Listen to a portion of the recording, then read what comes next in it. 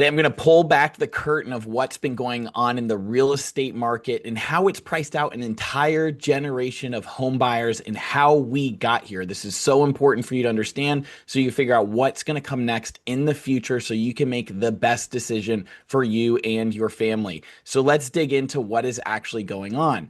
This is the median age of a US home buyer, which has drastically moved from 29 years old to 40 years old for the first time home buyers on this yellow chart here. This is a decade later that people are starting their families because they're so priced out of owning real estate that it becomes impossible to buy a house, have a kid, and even in some cases with younger generations, even get a job. And this is a quote from Peter Thiel that I think is really important with the PayPal mafia. If one has no stake in the capitalist system, then one may well turn against it. And this is very well put because young people are being priced out and locked out of home ownership, which is one of the pillars of the American dream. Now look at this. You look at all buyers, their age are 59 years old. Now boomer is 61 years old plus, but it's basically at this point boomers trading their houses to other boomers. And they bought the house a decade ago when they were 39 years old, and now they're selling and buying a new house when they're 59 years old. So they benefited from economic policies of interest rates coming down, inflating asset prices, but that gain that they made, it's making it so expensive for the next generation, they can't get in. And as Peter Thiel says, if they don't have a stake in the system, they can turn against it pretty quickly. And there's a lot of restlessness in the younger generations because of their lack of home ownership. And this home ownership crisis is going to be the first thing that's going to hit and knock out every other issue in society. If people feel like it's not a fair system because they can't even afford a shelter to live in, it can cause a lot of other issues. But how did we get here? How did we get to this point? Well, back in the day in 2000, the price to income ratio of a house was only 3 to 1. Look at this graph that comes from the Joint Center for Housing Studies of Harvard University. It shows it from 2000. You can see the areas that are in the dark blue are the price to income ratios under 3. This includes Jacksonville, Florida, which is right here where I'm located, and a lot of the areas that are, it seems like they're fairly affordable. And this was a time period where there's a lot of economic boom. We started having the tech companies, the internet come through, and this was a very exciting time. And people could buy houses in these years for a relatively good price. Now let's fast forward 20 years and see where we're at in 2022. Now we're at a 7 to 1 house price to income ratio. And when you look at just the last decade, home prices have gone up 100% in the last decade, but wages have only gone up 25 to 30%. So the next generation coming in who are trying to buy real estate, they're just unable to do so. And not only that, they're loaded up with student loans, credit card loans, debt from their car, all of it on top of it.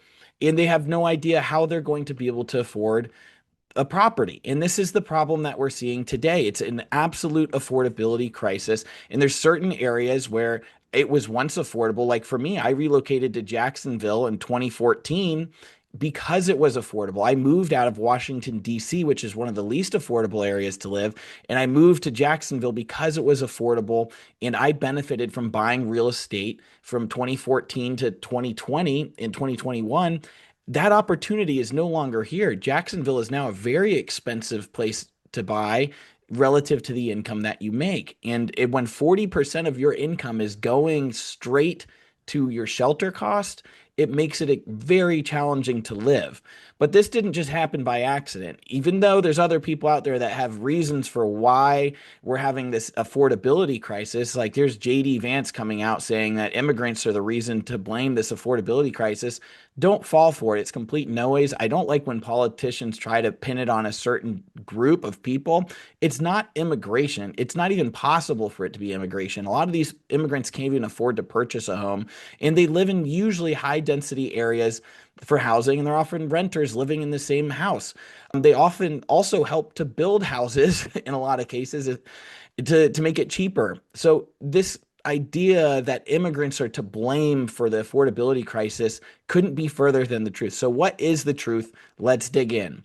What actually happened was there was a lack of building over the years. So by the 1990s, the growth rate of housing was barely half the rate seen in the 1950s and the 1960s. There's several reasons for this happening. Number one is restrictive zoning. Number two, they had higher material costs. And number three, there were red tape on the county permitting record levels. So this is the American housing stock and its growth 1950 to 2023. You can see on the red line, this is the annualized share of owner occupied units added. It continued to decrease every single year. And then an annualized share of total units added, also decreasing every single year. And now you see the total amount of stock that is being added. We did not build enough units because of these restrictions in the expenses of building homes. Not only that, we built them in price points that aren't even affordable to the first-time home buyers. And we're going to dig into the data in that regards. But the number one thing that made real estate so unaffordable had nothing to do with those. In fact, in the most recent years, the number one reason why real estate prices have skyrocketed because of the zero interest rate policy from the Federal Reserve. It caused a starter home investor frenzy with large institutional investors going in and gobbling up massive numbers of real estate assets.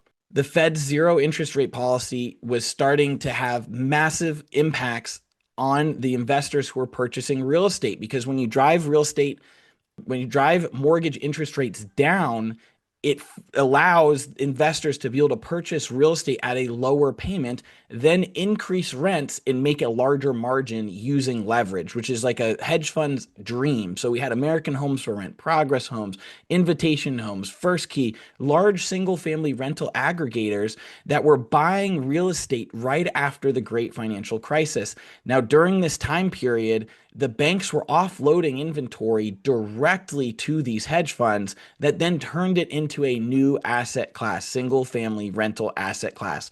And over the years, they continued to buy more and more real estate in the starter areas. So they would buy a 1,400 to 2,000 square foot home that was under $200,000. They could rent it for a certain amount, make a beautiful spread, and continue to gobble them up every single year. And yes, this added to the rental stock, but because we were so far behind on building starter homes and the investors were coming in gobbling them up, it jacked the prices up because they could get very, very low borrowing rates to be able to actually perform and do this at scale.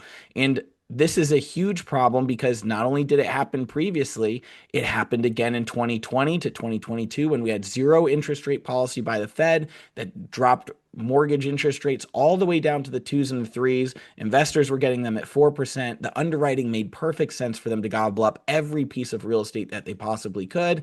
And that's exactly what happened in specific geographic areas around the country that fit these investors' models. And in fact, the investors became so prevalent that 30%, they were responsible for 30% of residential purchases. And since 2020, the share of homes sold to investors have skyrocketed to the zero interest rate policy. So look at this. Investors are making up the highest share of home buyers in 5 years. This literally came out last month. Real estate investors, both individual and institutional, bought 1/3 of all single family residential properties sold in the second quarter of 2025. So they're still buying. In some cases and in some cities, they are net sellers, but investors are still buying up these residential properties. Specifically, when a builder is building an entire community and they're having trouble selling it, sometimes they just go to an institutional investor like a hedge fund and they just sell the entire community, and it's now a build to rent community. And that way, those homes that would have just had to come down in price and be sold to a first-time home buyer, they don't have to reduce the price at all, and they're going to try to rent them out instead. So this is a huge problem for first-time home buyer that's trying to come in, and this is why you're seeing the first-time home buyer age creep up every single year. So look, I just want to summarize this. We stopped building homes due to restrictions. We were far behind population growth. Then when we had the zero interest rate policy, the investors bought up all these starter homes and the first-time home buyers got priced out. This is how we got here. It is not because of immigration. Don't believe that story. The builders, and I want to tell you the fourth thing because it's really important. The builders don't build affordable housing stock. Why would a massive builder build affordable housing stock if the margins were for less? Because affordable housing is hard and it's not as profitable. Here's an example. So builders build at specifically premium price points. In a lot of areas, it's more than $400,000. Well, most people at today's interest rates can't afford a house that's 400 and 450,000. A lot of the builders locally where I'm at, they build $700,000 plus. So this is an everyday housing story. We had a site where we wanted to build affordable housing, but it was really complicated. It's so expensive to build, and you have to stack funding from all these different sources and design something the city will actually approve. And then you run into neighborhood resistance, right? Because people don't want affordable housing near them in it a lot of times. And in the end, we weren't able to make it work. So they just give up because there's resistance to building these neighborhoods in prime locations. So there was a NAR report that came out saying starter home prices jumped from 240,000 to 400,000 because of these margins, because the builders need to keep the margins that they have. So look at this. Starter home prices see largest increase. This is by Jennifer Warner. Florida starter home prices have jumped since 2018 with rising rates and investor competition making it more difficult for first-time home buyers. The deck is stacked against typical Floridians trying to get their first home in today's market. Price increases, high interest rates, and competition from investors have edged people out of what is considered a starter home, changing the profile of a first-time home buyer significantly as a result. This is a problem. If you don't have the next generation buying in long-term into the United States because they can't afford it, they're not going to feel ownership of what it means to be an American and live the American dream. And how did we get here? It talks about the same thing. The great financial crisis began. Florida home prices started recovering in 2012, and investors started coming in and purchasing up this real estate and bidding them higher. Now, the next issue for young people is not only that prices are so high for first-time home buyers, but there's now starting to be layoffs and unemployment that are hitting young people. The unemployment rate among 20 to 24-year-olds just hit a 10-year high. More Americans were laid off in October than in any other October in 20 years. Here's the information that came out. This is from Challenger, Gray, and Christmas. We need to be realistic. AI is going to change the entire marketplace, and it's going to be harder for young people to get jobs because AI is replacing those roles. So it's really important to understand that the future demographics and the employment situation are not looking good. We also overlay this with the silver tsunami with the baby boomers that sadly about 15 million of them will pass away in the next decade. It doesn't look good for long-term demographics, right? We have young people who don't have money to purchase, and we have elderly people passing away, and their houses will come onto the market, and then a lot of them need to be renovated. It does not look good. And look, unemployment expectations are near record highs already, even though we have all-time highs in the stock market and we have all-time highs with a lot of asset classes. We're starting to see the stress show up in the marketplace. The consumer sentiment is at an all-time low. So when you look at how the consumer is actually feeling and the fact that 74% of consumers live paycheck to paycheck, you question yourself, who will be the next home buyer in this market that's going to cash out those baby boomers and the institutional investors if they ever decide to sell? It's a question you need to ask yourself if you're a buyer in today's market. Is now really the right time to buy when we're at peak prices and the market is way more volatile? As of October 2025, 53% of homes have lost value over the past year as measured by their estimate. So homes are starting to lose their value across the board. And this information that we've been talking about here for the last 6 months is finally starting to get picked up by the media, which is great because first-time home buyers need to be thinking about, should I just rent for the next year or two and watch and see if prices come down, or should I buy in now with one of these builder incentives? It's a huge red flag that somebody has to buy down your interest rate that much. And the problem is you could get locked into that house with that low rate. And if you need to move in 2 to 3 years, you're going to be underwater on that house and you're going to lose that low rate that they bought down for you. So when we look across the United States, there's metros with the greatest share of homes that lost value since last year. But prices haven't come down just enough where they're selling for a loss. Just 4% of homes have lost the value since their last sale. So that's 4% underwater. But this is just the beginning. You look at these cities that are struggling the most of them are in the Sun Belt states, in other areas where there's massive amount of building and construction fueled by the zero interest rate policy by the Federal Reserve. So I'd love to hear from you. Do you think right now is the best time to buy? Because there's builders out there that are pushing this narrative out there, and they're pushing this out on Housing Wire and on Bigger Pockets, that this is one of the best times in history to get in on owning real estate. Do you believe the media sources that are paid by the builders and the mortgage companies? I want to hear from you.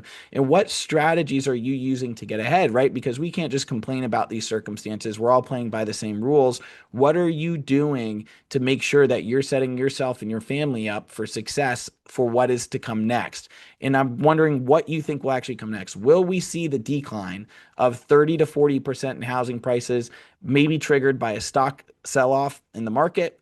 What do you think will actually cause the market to finally tip over and turn over? I can tell you my prediction for 2026 in Q2, Q3, the housing market will really start showing up the data. The foreclosures will come through.